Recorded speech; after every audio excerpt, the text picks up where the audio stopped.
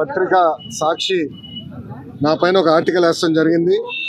దాంట్లో ప్రధానంగా నేను మంత్రిగా ఉన్నప్పుడు విశాఖపట్నానికి అనేక సార్లు వచ్చాను. లాంజ్లో నా పైన దాదాపు 25 లక్షల రూపాయలు ఆనాటి తెలుగుదేశం పార్టీ ప్రభుత్వం ఖర్చు పెట్టిందనే వార్త వేస్తాం జరిగింది.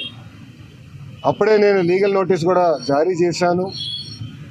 మీరు క్షమాపణ చెప్పాలి, నేను ఎక్కడ ఆధారాలు లేవు, రాజ్యాంగం చాలా స్పష్టంగా ఆధారాలతో ప్రింట్ చేయాలి అని చెప్తుంది. అంతేగాని ఆధారాలు లేకుండా ప్రింట్ చేస్తే అది డిఫమేటరీ నేచర్ అని చాలా స్పష్టంగా చెప్తుంది. మీరు ఎట్టి పరిస్థితుల్లో రిజైండర్ ప్రింట్ చేయండి అని ఆనాడు సాక్షి కానివ్వండి, అదేవిధంగా దేశవ్యాప్తంగా ప్రింట్ అయ్యే ప్రతి వారం ప్రింట్ అయ్యే మ్యాగజైన్ ద వీక్ కూడా మనం నోటీసులు జారీ చేస్తాం జరిగింది. ద వీక్ అవుతే ఇమీడియట్గా మా దగ్గరకు ఉన్న సమాచారం కరెక్ట్ కాదు, మీరు చెప్పిందే కరెక్ట్, మేము రిజైండర్ ప్రింట్ చేస్తామని వాళ్ళు చాలా స్పష్టంగా ప్రింట్ చేస్తాం జరిగింది. కానీ బ్లూ మీడియా గురించి మీకు బాగా తెలుసు. తప్పుడు వార్త పదే పదే రాసి అది నిజం చేయాలని ప్రయత్నిస్తుంది. అదే రీతిలో వాళ్ళు ముందరికెళ్తున్నారు. అందుకే నేను గత 5 సంవత్సరాలుగా న్యాయ పోరాటం నేను చేస్తున్నా. ఇది 4వ వాయిదా. ఎన్నిసార్లే నేను వస్తాను, ఎందుకంటే నిజం నా వైపు ఉంది. గతంలో కూడా మీకు చెప్పాను. ఈరోజు కూడా మంత్రి హోదాలో నేను వచ్చినప్పుడు పార్టీ ఆఫీసులో బస్సులో పడుకొని సొంత భోజనం నేను తింటున్నా తప్ప ప్రభుత్వం దగ్గర నుంచి కనీసం ఒక్క వాటర్ బాటిల్ కూడా నేను తీసుకోవట్లేదు. నేను ఇక్కడికి వచ్చిన వాహనం కూడా నా సొంత వాహనం, దాంట్లో డీజిల్ కూడా పోసుకుని నా సొంత నిధులతో, ఎక్కడ ప్రభుత్వం పైన ఆధారపడకూడదని మా తల్లి భువనేశ్వరి గారు నాకు చిన్నప్పటి నేర్పించారు. అదే రీతిలో ముందరకెళ్తున్నా. ఎట్టి పరిస్థితుల్లో ఈ కేసు నేను లాజికల్ ఎండ్కి తీసుకెళ్తాను. ఎన్నిసార్లు వాయిదాలు వేసినా నాకు ఇబ్బంది లేదు, ఎన్నిసార్లు రమ్మన్నా నాకు ఎలాంటి మొహమాటం లేదు. ఎందుకంటే నేను తప్పు చేయలేదు. నిజం గెలిచడానికి కొంచెం ఆలస్యమైనా నిజం గెలుస్తుందని బలంగా నమ్మే వ్యక్తి. గతంలో కూడా నేను చూశాను, నాకు నేను కట్టుబడి ఉంటాను. ఇప్పుడు మీడియా మిత్రులు కానీ ప్రశ్న సమాధానం చెప్పి. అవును సార్. ఈ 2 ఏళ్లలో మీరు చాలా సమస్యలు చూశారు, చాలా ప్రాంతాలు. అవును సార్. మీరు ఆ యువకుల నుంచి ఏం నేర్చుకున్నారు? మంత్రిగా ఏం అన్న, నేను స్టాన్ఫర్డ్లో ఎంబీఏ చేశా. నేను స్టాన్ఫర్డ్ ఎంబీఏకి అప్లై చేసినప్పుడు ఒక ప్రశ్న ఉంటుంది స్టాన్ఫర్డ్లో, వై స్టాన్ఫర్డ్ ఎంబీఏ అని. అంటే ప్రైవేట్ రంగం నుంచి రాజకీయాల్లోకి నేను రావాలనుకుంటున్నాను, ఏదో ఒక టైంలో వస్తాను, స్టాన్ఫర్డ్ ఎంబీఏ నేను ప్రిపేర్ చేస్తున్నాను భావిస్తున్నాను అనుకున్నా అని రాశా. కానీ అక్కడికి వెళ్ళి చదువుకున్నారు, నాకు అర్థమైందంటే స్టాన్ఫర్డ్ ఎంబీఏ బిజినెస్కి మంచిది. పాదయాత్ర రాజకీయాల్లో ఒక ఎంబీఏ లాంటిది. ఎందుకంటే ప్రజలకి దగ్గర ఉంటాం, నిరంతరం ప్రజల సమస్యలు తెలుసుకునేవాడిని. సో ఇప్పుడు ఎవరన్నా నాకు అర్జీ ఇచ్చినా, నన్ను ఎవరైనా కలిసినా, ఒక మెసేజ్ నాకు వచ్చినా, తన వెనకాల ఎంత కష్టం ఉందో నాకు ఇప్పుడు అర్థం చేసుకోగలుగుతాను. సో యువగలం పాదయాత్రలో కూడా నేను అనేక హామీలు ఇచ్చాను. ఒక్కొక్క హామీ నిలబెట్టుకుంటూ వెళ్తున్నాను. ఇచ్చిన ప్రతి హామీ నేను నిలబెట్టుకున్నాను, దాంట్లో ఎలాంటి సందేహం లేదు. రెండోది, యువగలం పాదయాత్ర అయిన తర్వాత నిరంతరం ప్రజల్లో ఉండాలని నాకు కోరిక. సో అమరావతిలో కూడా, ఎందుకంటే నాకు మంత్రిగా నాకు బాధ్యతలు ఉంటాయి కనుక నేను ప్రజల్లో ఉండాలంటే నిరంతరం ప్రజల్ని కలవాలని ప్రజా దర్బారు పెట్టుకున్నా. ఇక్కడ కూడా మీరు చూస్తే వైజాగ్ వచ్చి మీరే ఉన్నారు, కోర్టు కొంచెం లేట్ అవుతుందని పరిగెత్తుకుంటూ వచ్చే తప్ప మళ్ళీ ఇప్పుడు వెనక్కి అక్కడికి వెళ్తున్నా, పార్టీ హౌస్కి వెళ్తున్నా, ప్రజల దగ్గర అర్జీలు తీసుకుంటున్నా, వాళ్ళ సమస్యలు పరిష్కరించే మార్గం నేను ఎత్తుకుంటాను. ఆల్రెడీ మేము రాసుకున్నాము, అది సంబంధించిన మంత్రులందరి దగ్గర పంపించాను. ఆర్థిక శాఖ మంత్రి కేశవ్ అన్న కూడా చర్చించాను. దానికోసం ప్రత్యేక నిధులు కూడా ఆయన కేటాయిస్తానని నాకు హామీ ఇచ్చారు. వచ్చే బడ్జెట్లో అది ఉంటుంది. తప్పనిసరిగా ఇచ్చిన ప్రతి హామీ మేము నిలబెట్టుకుంటాం. ఎస్టిమేట్స్ అని మార్చి వరకు వస్తుంది.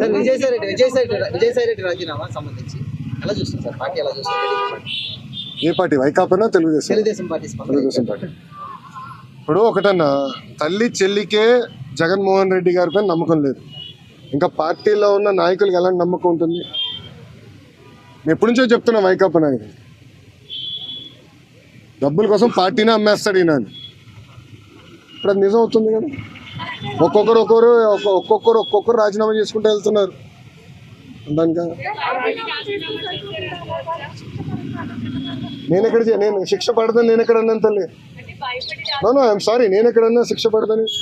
ఇప్పుడు లిక్కర్ కానివ్వండి, ఇప్పుడు ఒకటమ్మా 2019 నుంచి 24 వరకు మేమందరం ప్రజల్లో ఉన్నాం. పాదయాత్రలో కూడా నేను చెప్పా, ఎవరిని నేను వదిలిపెట్టాను, ఏ అధికారులు రాజకీయ నాయకులు చట్టాన్ని ఉల్లంఘించారు ఎవరిని వదిలిపెట్టాను. ఇప్పుడు దర్యాప్తు జరుగుతుంది, ఇన్వెస్టిగేషన్ జరుగుతుంది, త్వరలోనే అన్ని బయటకు వస్తాయని నేను భావిస్తున్నాను. So let investigation get complete అమ్మా. ఇక్కడ విజయసాయి రెడ్డి గారు ఉన్నారు, లేదంటే ఎల్లయ్య పుల్లే ఉన్నారు అనేది టైం విల్ ఓన్లీ టెల్ కదమ్మా. సో ఇన్వెస్టిగేషన్ జరగకుండా నేను ముందరే మాడతా కూడా కరెక్ట్గా. Let investigation. ఎస్ ఎస్ మీరు కాకినాడ పోర్ట్ విషయం కూడా మీ అందరు తెలిసిన విషయమే. కాకినాడ పోర్ట్ కూడా అడ్డగోలుగా తుపాకులు పెట్టి రూపాయి ఆస్తిని సుమారుగా 6 పైసలకి కొట్టేసానికి ప్రయత్నించారు.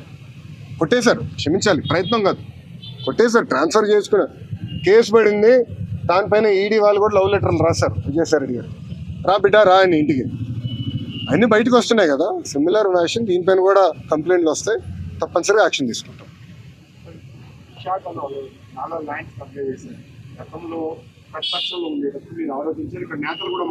అవునండి.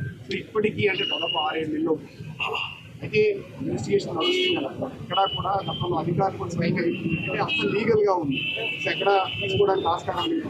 సో స్టిల్ ఇప్పుడు కూడా వాళ్ళు సో ప్లీజ్ బీ పేషెంట్, ఓపిక పట్టండి స్వామి, దర్యాప్తు జరుగుతుంది కదా. అవునండి, ఇప్పుడు మనం కూడా మాట చెప్పా, ప్రభుత్వ పరిస్థితి గురించి కూడా దయచేసి ఒకసారి ఆలోచించండి. గత ప్రభుత్వం చేసిన అవినీతులు అన్నిటిపైన ఒకేసారి నేను దర్యాప్తు చేయాలంటే ఇంకా లా అండ్ ఆర్డర్కి పోలీసులు మిగలరమ్మా. ఎందుకంటే భూ అక్రమాలు కానీ, ఇసుక అక్రమాలు కానీ, మద్యం అక్రమాలు కానీ, గాలి కూడా అమ్మేశారు స్వామి. ఇంకా లా అండ్ ఆర్డర్కి పోలీసులు ఉండేదాకా ఉండదు. ఎందుకంటే ఒక్కొక్క ఇన్వెస్టిగేషన్ చాలా డీప్గా వెళ్ళాలి, పకడ్బందీగా చేయాలి. ఇప్పుడు లిక్కర్ ఉంది, చాలా పకడ్బందీగా చేస్తున్నారు. ఎవరెవరికి ఎప్పుడెప్పుడు ఎంత డబ్బులు ఎవరి చేతుల నుంచి మారినాయి మొత్తం వివరాలన్నీ సేకరించారు. ఇన్వెస్టిగేషన్ చాలా వేగవంతంగా జరుగుతుంది. ఒక్కొక్కటి చేయని అన్నీ ఒకేసారి చేసేది కెపాసిటీ మటుకు ప్రభుత్వానికి ఉండదు. ఎందుకంటే గతంలో అన్ని అక్రమాలు జరిగినాయి. నేను కూడా దీనిపైన చాలా స్పష్టంగా చెప్పాను. సార్, దావోస్ పర్యటనలో ఏమీ తీసుకురాలేదని చెప్పి మంత్రి అమర్ లాంటి వాళ్ళు మాట్లాడి ప్రశ్నిస్తున్నారు. ఏం చెప్తారు సార్? అరే కోడిగుడ్డిని నేను సూటిగా ప్రశ్నిస్తున్నా.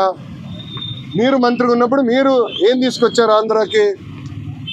ఏం తీసుకొచ్చారు చెప్పండి. ఇప్పుడు మేము మాకు ఇప్పుడే థ్యాంక్ యూ అన్న 7 నెలల్లో 6,33,568 కోట్ల రూపాయలు పెట్టుబడులు తీసుకొచ్చామని, 4,10,125 మందికి ఉద్యోగాలు కల్పించే పరిశ్రమలు ఆంధ్ర రాష్ట్రానికి ఎన్డీఏ కూటమి, ఎన్డీఏ ప్రభుత్వం తీసుకొచ్చింది.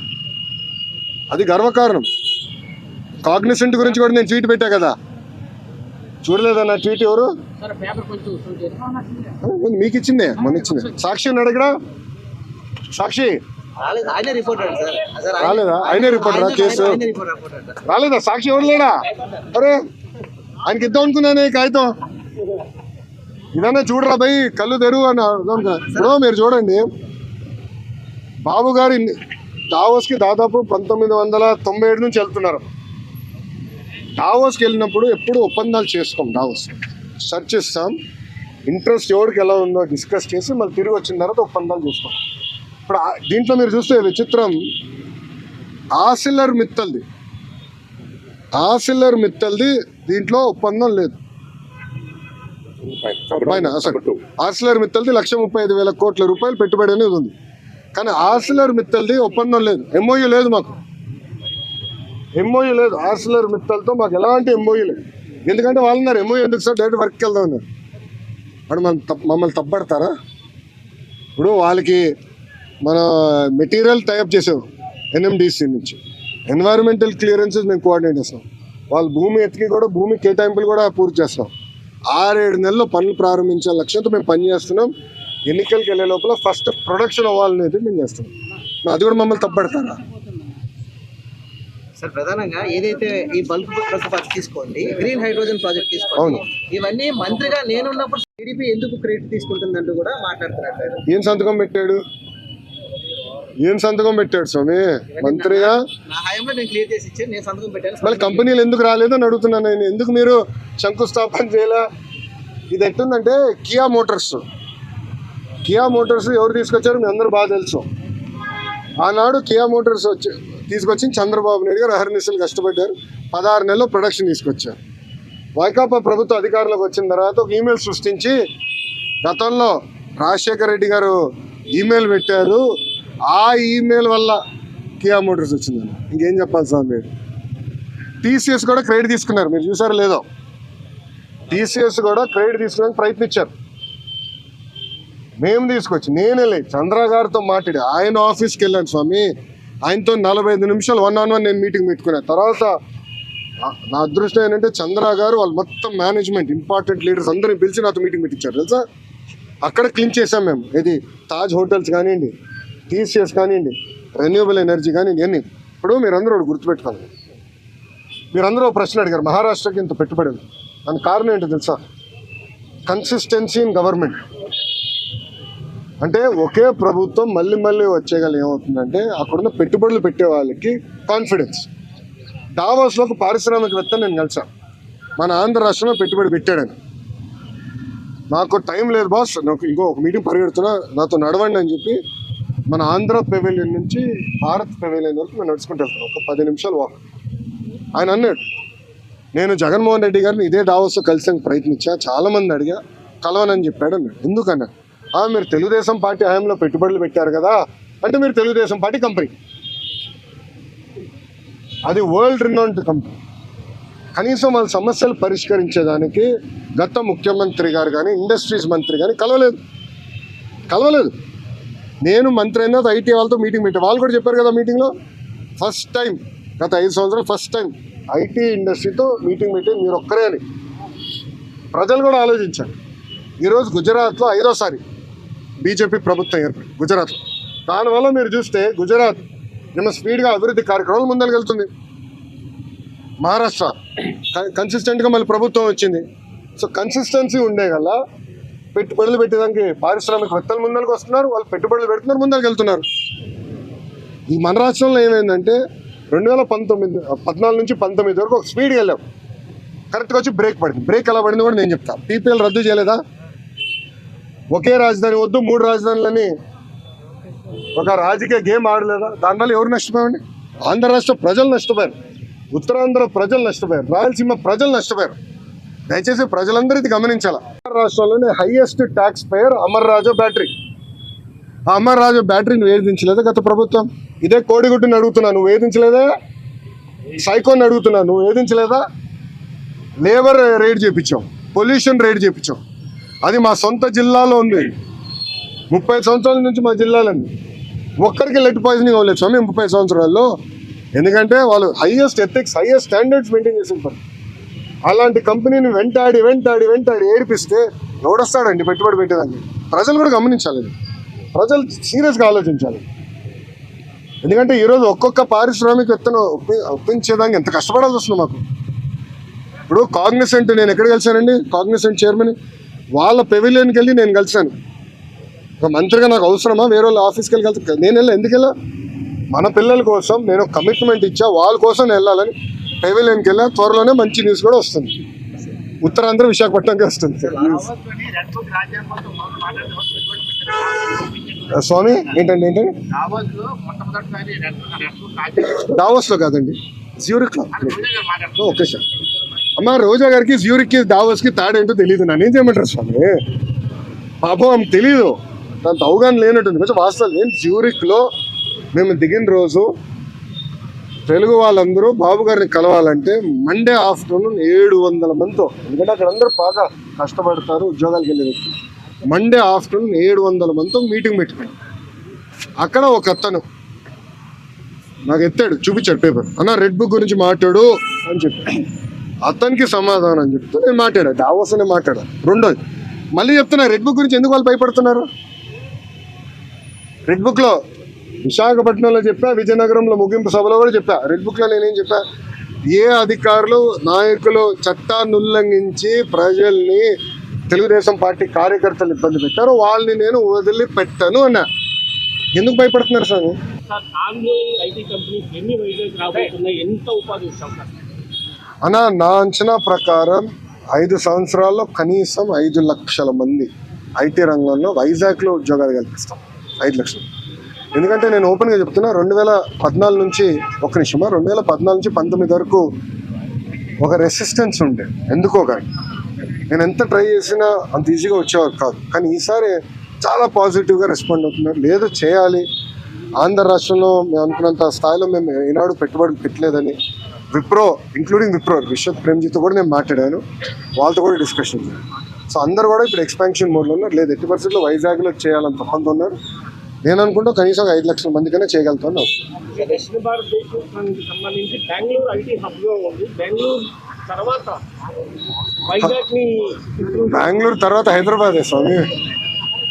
ఓపెన్గా మాట్లాడుకుంటే బెంగళూరు ఐటీ రంగంలో బెంగళూరు నెంబర్ 1, దాని తర్వాత వైజాగ్, దాని తర్వాత చెన్నై కూడా ఉంది. మన ప్రభుత్వ ఆలోచన ఏంటంటే ఇప్పుడు ఐటీ రంగంలో కొత్తవి వచ్చినాయి. ఇప్పుడు డీప్ టెక్నాలజీ, మనకి బిగ్ డేటా, మనకి ఆర్టిఫిషియల్ ఇంటెలిజెన్స్ ఇవన్నీ వచ్చినాయి. అవన్నీ వాడి మనం లీప్ ఫ్రాగ్ చేయాలనేది మనం ఒక లక్ష్యంగా పెట్టుకున్నాం. దాంట్లో భాగంగా డేటా సిటీ డిస్కస్ చేసాము, కాగ్నిసెంట్ వాళ్ళతో మాట్లాడాము, టీసీఎస్ వాళ్ళు వచ్చేసారు, ఇన్ఫోసిస్ వాళ్ళు క్యాంపస్ ఎత్తుకుతున్నారు, దాని తర్వాత విప్రోలో ఎక్స్పాండ్ చేస్తాం అనుకుంటున్నారు. ఇట్లా టాప్ 100 కంపెనీస్తో మేము డిస్కషన్ చేస్తాం. అది ఒక భాగం. రెండోది జీసీసీ, గ్లోబల్ కేపబిలిటీ సెంటర్ అని పెట్టారు. అదేంటంటే ఫార్చ్యూన్ 2000 కంపెనీస్ ఉంటాయి. అంటే మనం జనరల్గా ఫార్చ్యూన్ 500 అంటాం, అంటే పెద్ద కంపెనీ. దాని కింద ఉంటాయి అంటే $200 million, $300 million రెవెన్యూ ఉన్న కంపెనీలు కూడా ఉంటాయి.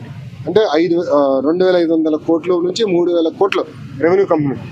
వాళ్ళందరూ కూడా భారతదేశంలో ఒక డెవలప్మెంట్ సెంటర్ పెట్టాలనుకుంటారు. దాన్ని జీసీసీ అంటారు. ఆ జీసీసీ కూడా డైరెక్ట్గా వాళ్ళు పెట్టుకుని ఏం చేస్తారంటే కాగ్నిసెంట్ అన్నో ఏఎన్ఎస్ఆర్ లాంటి సంస్థలతో వాళ్ళు మాట్లాడి మీరు పెట్టండి, మీరు వచ్చి మేము కొంటా ఉన్నాం. సో వాళ్ళతో కూడా మేము టచ్లోకి వెళ్ళి వాళ్ళు కూడా మీరు జీసీసీ పెట్టండి, భూములు నేను చౌక్గా ఇస్తా. నేను ఏ స్థాయికి వెళ్ళానంటే మీ అందరూ వేయడండి, మొదటి 500 ఐటీ కంపెనీలకి భారతదేశంలోనే ఎవరిని ఇవ్వని విధంగా అతి తక్కువ ధరకి భూమి ఇస్తాను నేను హామీ ఇచ్చా. అతి తక్కువ ధర ఫస్ట్ కేటాయింపు అయిన తర్వాత మీరు ఆశ్చర్యపోతారు. నేను కమిట్మెంట్ ఇచ్చాడు హౌస్ మొదటి 500 కంపెనీ. ఇది ఎందుకు చెప్తున్నానంటే విశాఖపట్నాన్ని తీసుకురావాలంటే ఒక పక్కన మనకి టాలెంట్ ఉంది, దాంట్లో ఎలాంటి సందేహం లేదు. బట్ కంపెనీలు కూడా తీసుకురావాలంటే భూములు కానివ్వండి, ఎక్కువ సిస్టమ్ అని ఏర్పాటు చేయాల్సిన అవసరం. అది చేసాం. గతంలో హెచ్సిఎల్ కూడా నేను అట్టనే ఇచ్చాను. చాలామంది ఎగతాళి చేశారు. కానీ ఈరోజు వెళ్ళి మీరు చూడండి, విజయవాడలో హెచ్సిఎల్ ఎక్స్పాండ్ చేస్తున్నారు. ఇప్పటికే 4,000 మంది పనిచేస్తున్నారు. అది ఎక్స్పాండ్ చేస్తారు. అదే ఆనాడు మేము వేసిన ఇస్తున్నాం. విశాఖపట్నంలో పెద్ద ఎత్తున ఐటీ పరిశ్రమలు వస్తాయి. Mark my words, date time stamp కూడా చేస్తాం. ఎన్డీఏ ప్రభుత్వం ప్రజల దయవల, ఇదేదో మేము మా గొప్పతనం కాదు, ప్రజలు అద్భుతమైన మ్యాండేట్ ఎన్డీఏకి ఇచ్చింది కనుక ఈరోజు మేము మాట్లాడుతున్నాం. భారతదేశంలో అనేక ఉక్కు ఫ్యాక్టరీలు ప్రైవేటీకరణ జరుగుతుంటే కేవలం ఒక విశాఖ ఉక్కు కాపాడుకోగలం. దానికి కారణం మీరు ప్రజలు మాకు ఇచ్చిన మ్యాండేట్. 7 నెలల్లో స్టెబిలిటీ కోసం సుమారుగా 1,300 నుంచి 1,600 కోట్ల రూపాయలు స్టెబిలిటీ కోసం తీసుకొచ్చాం. ఇప్పుడు 11,000 కోట్ల రూపాయలు కేంద్ర ప్రభుత్వం నిధులు తీసుకొచ్చాం. ఆంధ్ర రాష్ట్ర ప్రభుత్వం కూడా సుమారుగా 2,500 కోట్లు వేస్తున్నాం. ఇది by way of water, by way of power stability ఇచ్చడం. సో ఉక్కు ఫ్యాక్టరీలో ఉన్న ఉద్యోగస్తులను కూడా కోరేది ఏంటంటే, ఇది రెండోసారి మన కేంద్ర ప్రభుత్వం బెయిలౌట్ ఇస్తుంది. మొదటిసారి ఇట్లనే ఎన్డీఏ ప్రభుత్వంలో తెలుగుదేశం పార్టీ భాగస్వామ్యం అయినప్పుడు ఆనాటి ప్రధానమంత్రి వాజ్పేయి గారు సుమారుగా 13,000 కోట్లు ఇచ్చారు, 1,300 కోట్లు ఇచ్చారు. ఇప్పుడు 11,000 కోట్ల రూపాయలు ఇస్తున్నారు. ఇదంతా మనం దేశం కోసం అది తిరిగి ఇవ్వాల్సిన బాధ్యత మనం. ఇదంతా ఎక్విటీ రూపంలో వస్తుంది, అప్పు కింద కాదు, మొత్తం ఎక్విటీ రూపంలో వస్తుంది. కానీ ఉక్కు ఫ్యాక్టరీ ఉద్యోగస్తులు కూడా నేను కోరేది ఏంటంటే, కష్టపడతాం, డివిడెండ్ల ద్వారానో ఉద్యోగాల ద్వారానో తిరిగి దేశానికి మనం చెల్లిద్దామని నేను కోరుతున్నాను. ఏదమ్మా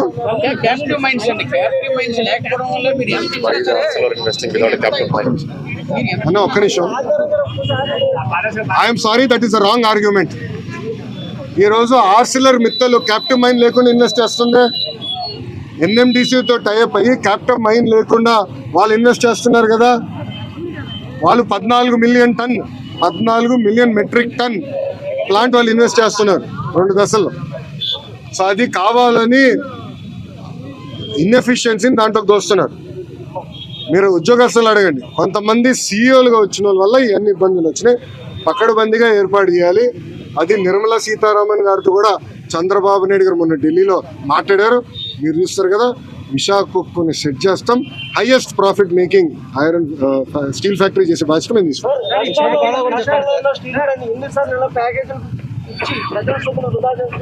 కొంతమంది అడిగితారు, దీనికి సమాధానం ఏంటి సార్? అంటే పర్మనెంట్ సొల్యూషన్ విచిత్రం ఏంటంటే చేయకపోతే ఏమో ప్రైవేటీకరణ అని మీరే అడుగుతారు, ఇస్తే ఏమో ప్రజల డబ్బు వృధా చేస్తారు. నా ఒక మాట, విశాఖ ఉక్కుకి చాలా ఎమోషనల్ అటాచ్మెంట్ ఉంది ఆంధ్ర రాష్ట్ర ప్రజలకు. ఆనాడు విశాఖ ఉక్కు ఆంధ్రుల హక్కు అని ఎంతోమంది త్యాగాలతో విశాఖ ఉక్కు ఏర్పడింది. కొంతమంది అధికారుల ఇన్ఎఫిషియన్సీ వల్లనే, మళ్ళీ ఐఎమ్ రిపీటింగ్, కొంతమంది అధికారుల ఇన్ఎఫిషియన్సీ వల్లనే ఆ ఉక్కు ఫ్యాక్టరీ ఇలాంటి పరిస్థితికి వచ్చింది. లేదంటే it is one of the highest profit making. విశాఖకు ఉన్న టెక్నాలజీ కూడా అద్భుతమైన టెక్నాలజీ. అలా నేను హైదరాబాద్ ఇల్లు కట్టుకున్నప్పుడు విశాఖ స్టీలే వాడా. ఇప్పుడు అమరావతిలో ఇల్లు కట్టబోతున్నా, విశాఖ స్టీలే వాడతా. ఎందుకంటే నాకు నమ్ముకుంది ఆ స్టీల్ క్వాలిటీ. కొంచెం కూర్చో, క్వాలిటీ పైన నాకు నమ్మకం. అంటే అంత మంచి టెక్నాలజీ ఉంది విశాఖ. కొంతమంది లీడర్షిప్ వల్ల దెబ్బతిన, అది నిర్మలా సీతారామన్ గారితో కూడా చర్చ జరిగింది. పకడ్బందీ అయిన లీడర్షిప్ని మేము తీసుకొస్తాం, దాని దారిలో పెడతాం. డివిడెండ్ ద్వారా, ఉద్యోగాల ద్వారా మళ్ళీ దేశాన్ని తిరిగి మేము